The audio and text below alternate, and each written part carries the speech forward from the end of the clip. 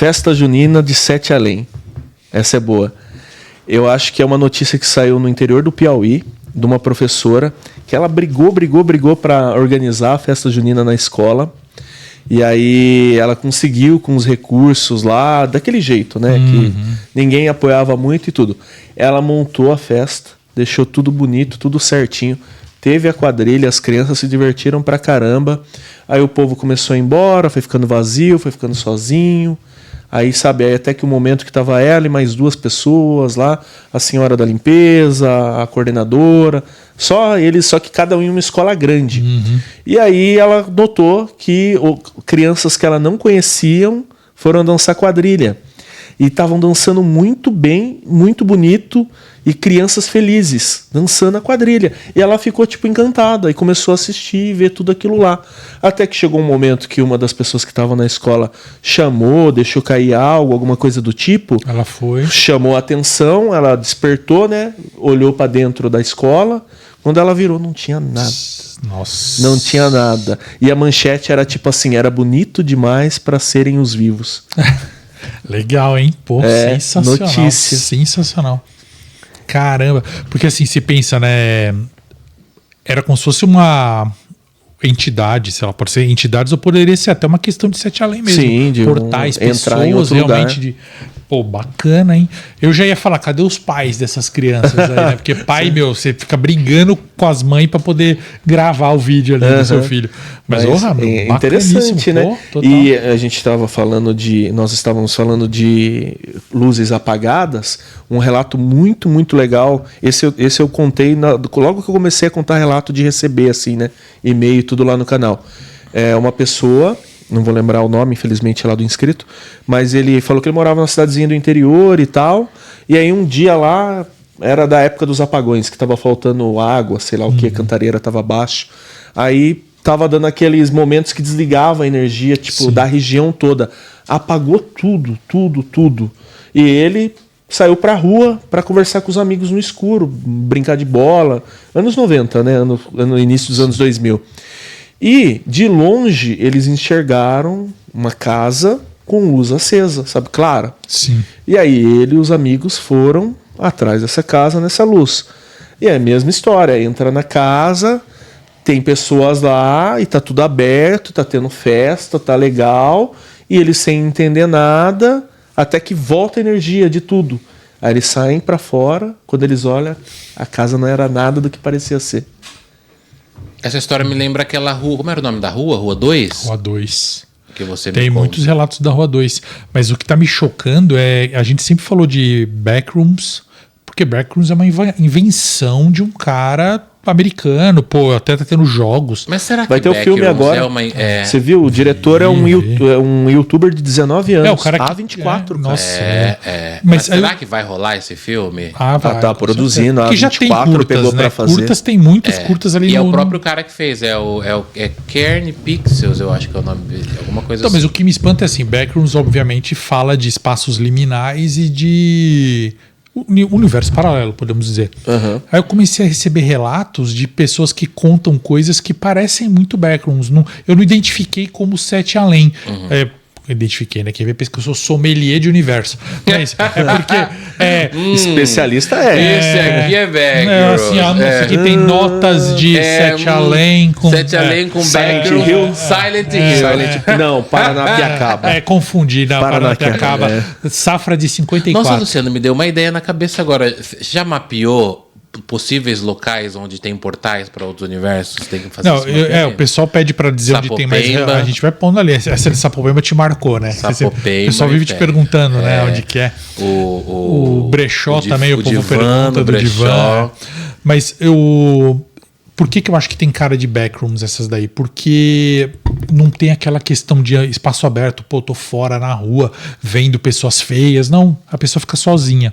Então teve no metrô Barra Funda, história, mulher, em vez dela subir a escada que ela tinha que subir, não, descer. Em vez de descer a escada que ela desce sempre, ela esticou um pouquinho para descer a próxima, que ela sabe que hoje em dia não tem, mas ela achou que tivesse. E essa mulher, ela é terapeuta. E ela desce, e ela cai num corredor, deve ser mais pra frente, vai andando, e ela diz que ela andou muito até achar a saída. E ela vai citando assim, pô, passo em salas onde tem uma mesa, um computador, tudo desligado, mas tá arrumado, um ambiente de escritório arrumado, não tá abandonado. sem pessoas. Não, mas tá sujo, tá meio... É estranho. E ela passa, vai na outra porta e continua. Telefones antigos, meio anos 80 ali e tal, ela passa do lado. Gente, e depois sonho. ela consegue sair. Então assim, eu achei, pô, que legal, é muito cara de Sete Além isso, mas também é muito Backrooms, né? Mas pra mim, Backrooms não é uma invenção. Você falou assim, é uma invenção aí de um cara. Pra mim, é uma leitura de possíveis universos paralelos, mas com essa cara mais cidade, né? Porque o primeiro andar de Backrooms é o andar 0, parece um galpão de um escritório vazio. Eu já comentei brincando, mas agora eu vou falar sério pela primeira vez. Eu tive uma experiência meio estranha, assim, sabe? Tipo, na minha fase meio... Às vezes eu paro pra pensar até se não me drogaram, né? Eu não me droguei, entendeu? Eu tenho uma outra experiência que eu tenho certeza que me drogaram porque eu acordei na calçada, né? Mas é outra história. Aí, essa vez, tava na fase moleque e tal, solteiro, batendo perna pra cima e pra baixo, boteco. E aí saía de Indaiatuba e ia pros botecos em Campinas. E tinha um boteco lá muito famoso que tinha um dia lá, acho que era Cartoon, alguma coisa assim, nem deve existir mais, que era... triple chopp, sabe? Pagava e aí que o pobre vai mesmo, né? Lógico. E aí eu, os amigos de trabalho, a gente foi, e era um que ficava próximo do Cambuí, lá num bairro bem badalado lá de Campinas, e a gente entrou, aproveitou lá a happy hour, 10 chopp na cabeça, e foi pras baladinhas. E a gente entrou numa balada que ficava no Cambuí. E quando a gente saiu dessa balada, a gente tava do outro lado. Eu tô te falando isso, cara. É uma experiência que eu vivi. Tô confessando isso aqui pra vocês. Mas aí você não tava... Eu não tava alcoolizado, isso eu tenho certeza. Às vezes eu paro pra pensar, tipo assim, mas eu tava com 2, 3 amigos que passaram pela mesma sensação que eu e a gente teve que buscar o carro, que tava do outro lado, cara. Entendeu? Então a gente, tipo, saiu 4 quadras pra frente em outro bairro já, sabe? E aí, tipo, sem entender nada. Sabe? Tipo, entramos num bar e saímos em outro. E aí eu fiquei, tipo, nessa brisa de, tipo... Isso às vezes eu fico pensando. Eu tenho umas 4 ou 5 experiências na vida. Tem a casa que eu morei e que depois a gente descobriu um monte de história sobre ela. E nela eu vi a maçaneta mexer, seja lá o que for, tentou entrar. Escutava cachorro na janela, sabe? Tem... experiência de infância, que eu e um amigo de infância, a gente estava no trabalho lá do meu pai, que aparecia de tudo, e a gente viu um negócio saindo do meio da mata, indo embora pro céu, e fez um barulho de vácuo muito grande. E tem essa experiência maluca aí. Que tipo assim, eu entrei num bar, num lugar, e saí em outro bar, em outro lugar. Eu e o Daniel, a gente escutou juntos, a gente tava junto. Eu lembrei dessa história. Quer contar? Agora. Quer contar? Dos Estados Unidos? Não, conta você. Cara, a pessoa que contou pra gente pediu sigilo totalmente. Tanto que a gente já fala dessa história, mas não pode falar de jeito nenhum. Sofia pediu pra falar o nome dela. Sofia Maria, CPF Sofia, número... @ Sofia. Sigam, né? Ela contou pra gente assim, primeiro que ela nos conheceu e conheceu o resto do pessoal que tava com a gente. Ela não sabia nem do que se tratava. Ela... O que vocês vão fazer aqui mesmo? Que a gente tava num local que pertencia a ela. Não vou dar dica de nada pra não localizar. E aí nós contamos, aqui, influencer de terror, a gente vai falar de terror, tal. Ela, eu tenho uma história, tal. Ela, foi ótimo. Eu vou contar. Sim, é engraçado quando você pega a pessoa nessa... Ela estava encostada na porta, a gente estava nesse lugar que a gente ia fazer uma gravação. Conta você. Eu queria ouvir você contando. Você quer ver eu contando? Desculpa atrapalhar seu pé de moleque, mas... Nossa, é maravilhoso É que assim, imagina, o povo quer ver você. Eu vou começar a fazer... mesinhas de comida aqui pra gente comer. É que tudo a gente fica temático. Comendo, fica... Festa junina, dia do caldo, dia da... Todo dia tem uma coisa, né? 10 de julho aqui vai ser dia da pizza. Então, foi engraçado que a gente tava lá se preparando pra gravar, Luciano tava junto, eu tava, tinha outras pessoas. E aí essa moça chegou, ela era proprietária do lugar, encostou na porta, assim, loira e tal. Aí ela... Oi, gente, tudo bem? Ela, vai gravar negócio de terror hoje? Eu falei, negócio de terror. Ela, o que é? A gente falou, Sete Além. Aí ela, o que é Sete Além? A gente falou, é tipo um universo paralelo, que você entra em outro lugar. Aí ela, ai, gente, eu tenho uma história sobre isso, mas ninguém acredita em mim. Na verdade, não fui eu que passei, acho que foi o cunhado dela, né? Ela fala assim que são pessoas muito sérias e que não admitem que a família mais fale no assunto. Porque ela falou que essas pessoas, acho que é o cunhado e o irmão dela, não gostam de contar essa história porque as pessoas tiram sarro. E é muito engraçado quando você vê realmente que a pessoa não tá mentindo. A gente tava lá esperando pra gravar, eu lembro que eu tava comendo até um lanche lá, e ela falou, gente, não sei se eu conto. Eu falei, não, agora você vai contar. Aí ela contou, pelo que eu lembro, se eu errar, você me corrige, Luciano. Pelo que eu lembro, ela me contou que parece que o irmão e o cunhado trabalhavam juntos, e eles faziam entrega, né? Tipo, tinha uma caminhonete, faziam entrega de algumas coisas. Não, eles pararam no açougue pra comprar carne. Eu acho que era um casal.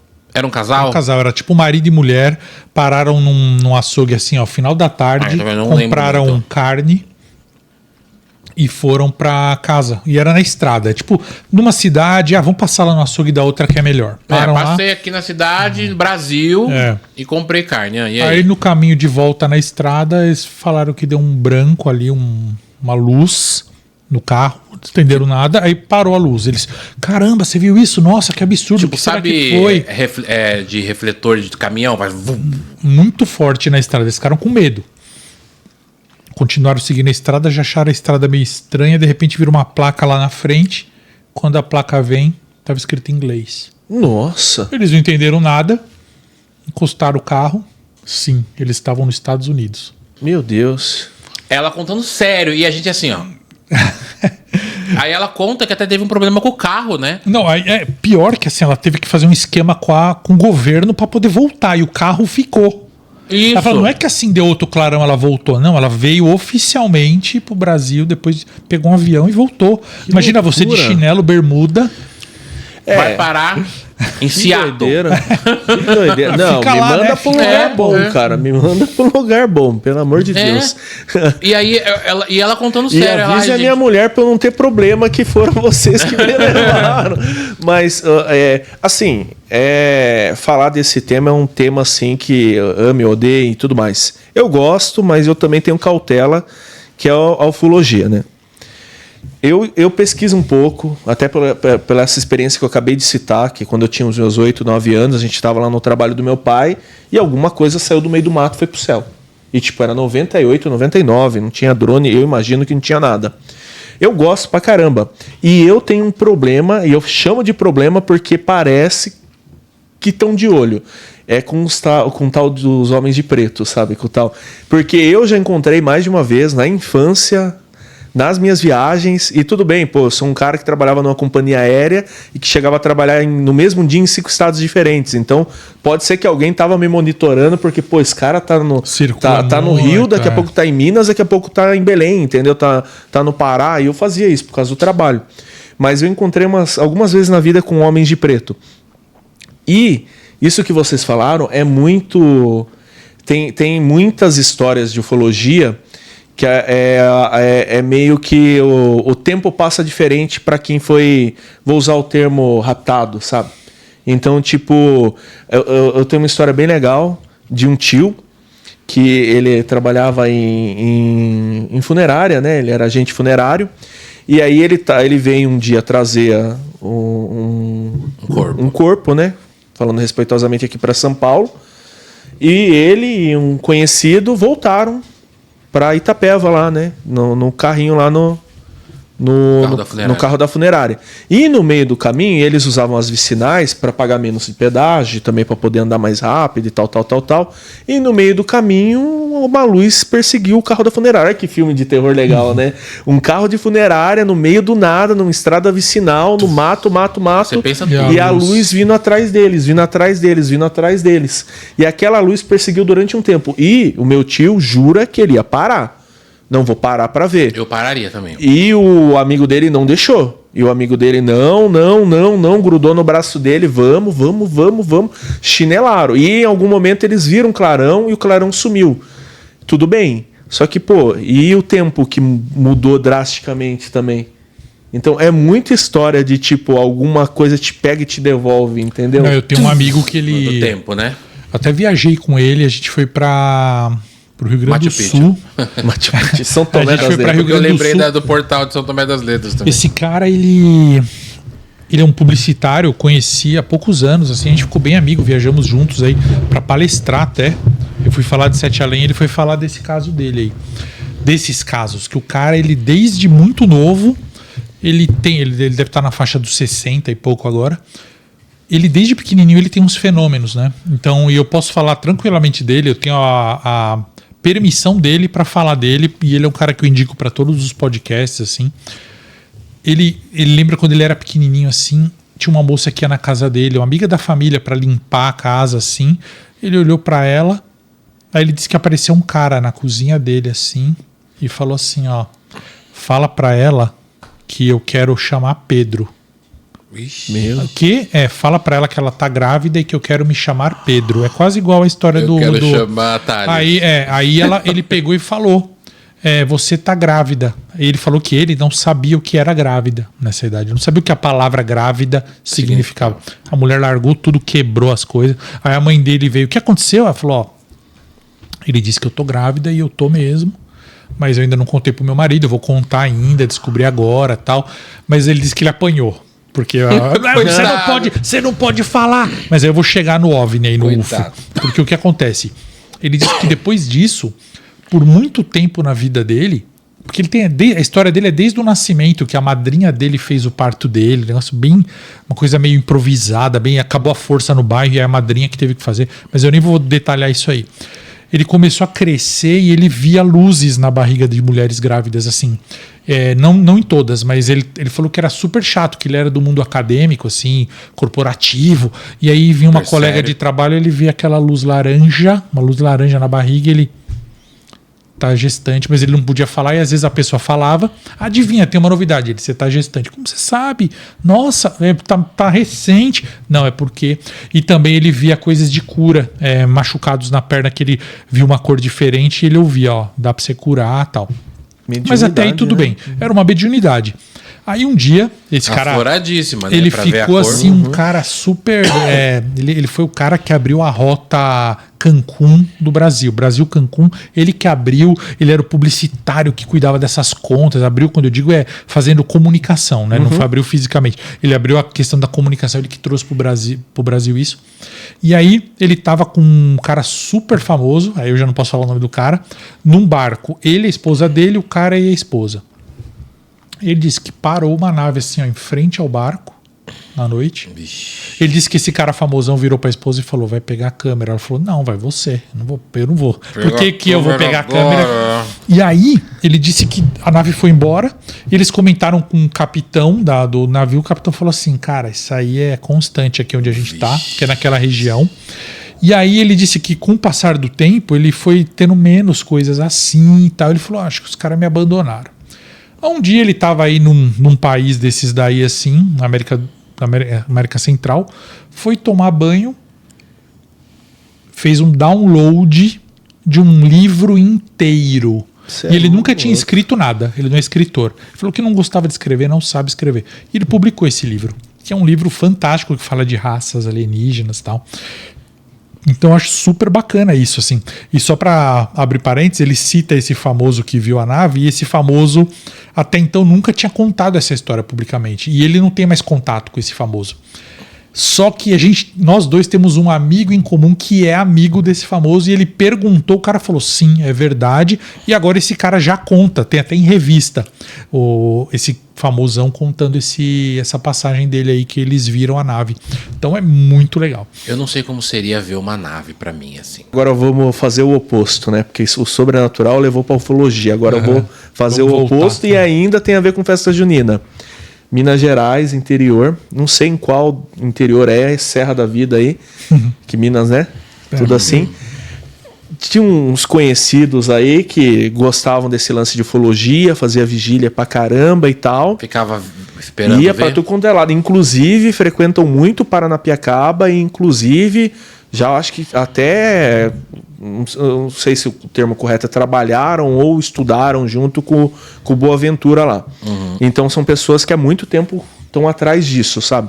E eles receberam lá, tipo, tem um lugar, uma estradazinha interior de Minas, que aparece muita coisa.